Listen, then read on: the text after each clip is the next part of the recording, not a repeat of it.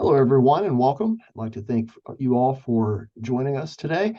My name is Dr. Coy Allen. I'm an associate professor of immunology at Virginia Tech, and today I'll be talking about some of our work deploying novel porcine models of pancreatic cancer and the development of histotripsy for human patient applications.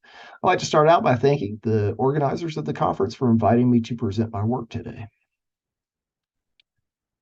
Our laboratory utilizes pig models. We use these because they provide us with a more clinically and physiologically relevant model for humans for focused ultrasound and histotripsy studies. These animals are human-sized. They allow us to use human-sized instruments. They allow us to perfect our procedures. And we have two different models that we utilize for our pig studies. We have immunocompetent pigs that are engrafted with a porcine pancreatic cancer cell line. And then we also have an immunocompromised pig model that is engrafted with human pancreatic cancer cells. There are advantages and disadvantages of both of these models.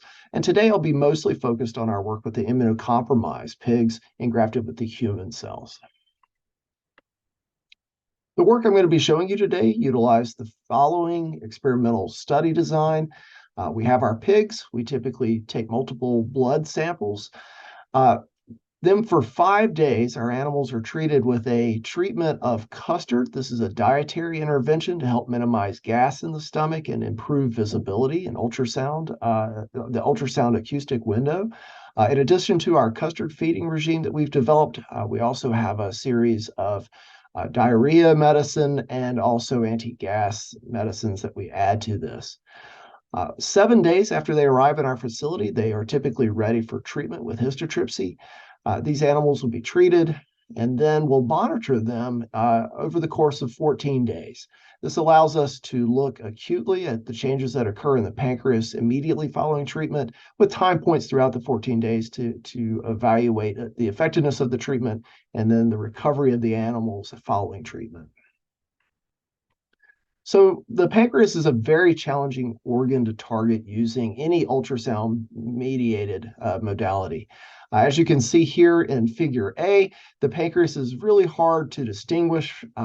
We typically work with veterinary radiologists to identify the pancreas. They become very good at finding the pancreas. You can see here outlined in red what is the pancreas. Then in figures B, C, and D, these are actual ultrasound images of our histotripsy treatment. Here we have the pancreas. We have a 1 centimeter treatment area that's outlined here in the red circle. In figure C, you can actually see our bubble cloud. The bubble cloud is here marked by the black arrow. And then D is post-treatment. You can actually see the area that we treated.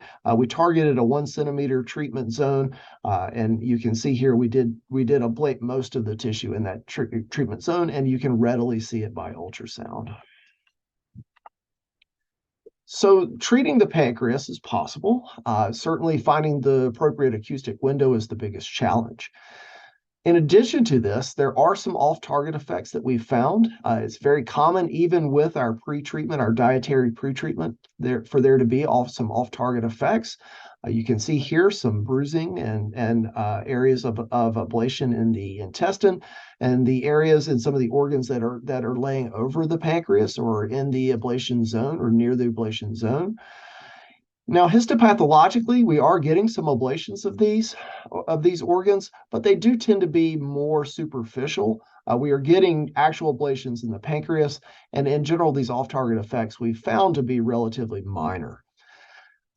In terms of the pancreas, following treatment, we've been able to show that there are no long-term clinical effects of treatment. Here we're looking at white blood cell and then amylase and lipase levels to evaluate pancreatitis following treatment.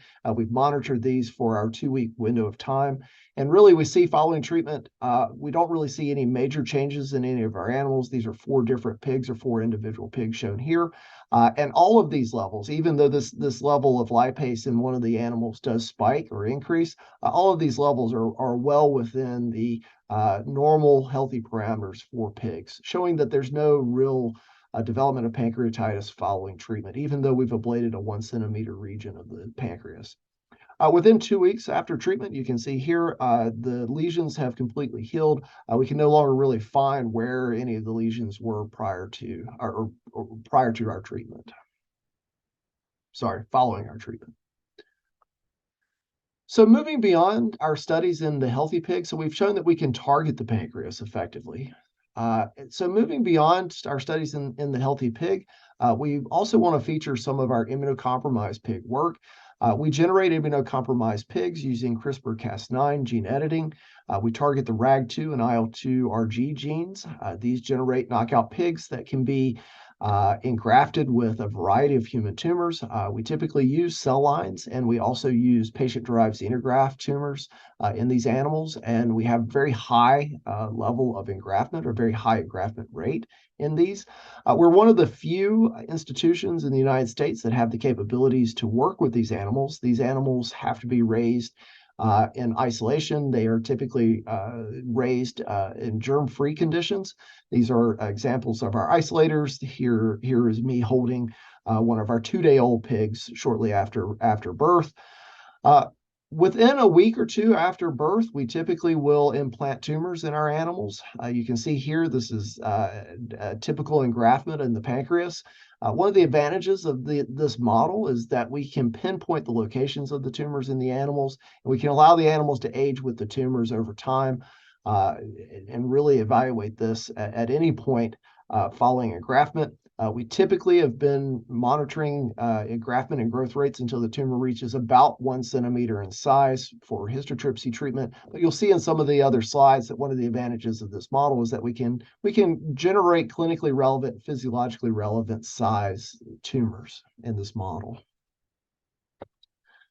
In addition to our work in the pancreas, we've also been conducting work in other organs. For example, we've generated human glioblastoma tumors, mammary tumors, and human hepatocellular carcinoma tumors in these animals. Here you're seeing some data from our U251 human glioblastoma. This is a mouse cell line-based tumor, but we've generated both mouse and human mammary tumors in these animals. And then the HepG2 is a human liver cancer cell model. But you can see we've generated multiple types of tumors in these, beyond just these, in addition to the pancreas, in addition to our work in the pancreas. Now, we have been using cell lines quite a bit in these models, and recently we have switched over to our patient-derived xenograft tumor models. The cell line-based tumors are typical cell line-based tumors. You can see these generate fairly uniform tumors. This is a fairly uniform mass. It's not very heterogeneous. You can see that there's not a lot of diversity here. There's not a lot of secondary structures in the tumors that are generated from cell line-based tumors. This is typical with these models as well as mouse studies as well. These do not necessarily have a lot of the secondary structures, a lot of the complexity that we typically see in the patient tumors. This is a actual histopathology, a biopsy sample from an actual patient's tumor, where you see quite a bit of complexity. You see a lot of tumors. There's a lot of stromal components to this. There's a lot of collagen deposition in some of these tumors. And then we also have a significant amount of variability, cell heterogeneity, and then the development of secondary structures, which we really don't see in cell line-based tumors. So in addition to the cell line work that we've been doing, we have been generating these patient-derived xenograft tumors. These are generated from patients. And as you can see, while not perfect, these do better represent the complexity that we see in the patient's tumor. There's quite a bit of cell heterogeneity here. We do see secondary structure development. And really importantly, we see very consistent stroma components, very consistent collagen and fibrin deposition, similar to what we see in the patient's tumor. Regardless of whether we generate the cell line tumors-based tumors or the PDX-based tumors, there are several advantages we have here. First, these are in human-sized animals, and so this gives us a very clinically relevant model that we can use for device development and testing. We can remove tumors from the animals. Here you can see this is a fairly typical tumor. This one is about 4 centimeters by 5 centimeters in size. This would not be possible in mouse models. We can generate multiple, depending on the organs, we can generate multiple numbers of these tumors, again, depending on the organ and the location and placement in the organ. We typically conduct studies both ex vivo, so ex vivo in vitro, so outside of the animal, and also in situ in vivo inside the animal. Here is an example of some of the work we've done encasing the tumor in a gel matrix and conducting ex vivo studies. You can see we can get very nice ablation zones. This is a zone. This is an ablation area. You can see inside the ablation zone, we get very nice ablation of the tumor cells. We have very defined margins. Translating that in vivo and in situ, you can see that in our models, we're able to pinpoint tumors.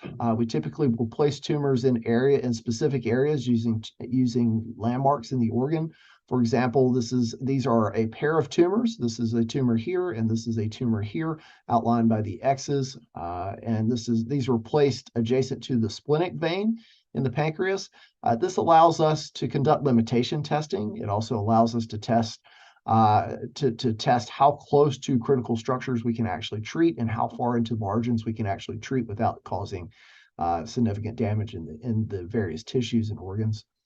And then you can see here, this is a tumor outlined in yellow in panel D at the bottom. You can see the tumor outlined in yellow, and you can see our ablation zone here. We were targeting a 1 centimeter ablation zone, and you can see that ablation zone here, and it's approximately 1 centimeter in size within the tumor as a whole. So this gives us a really powerful model to pinpoint tumors, conduct limitation testing, and certainly for proof of concept testing and device development. One additional feature that we have found with these models, the tumor stroma and collagen content is certainly better representative of what we see in the human tumors in these pig models. We have our normal pig pancreas here at the top at 4x, 20x, and 40x. And then you can see in B where we have our tumors. These have quite a high level of collagen content. You can see here the margin between the tumor and the normal tissue. These are trichrome stained sections, and so the collagen is stained blue. You can see at higher magnification, lots of collagen deposition in these. And then following treatment, what we found is that treatment does a very nice job at eradicating cells in these very high collagen content tumors.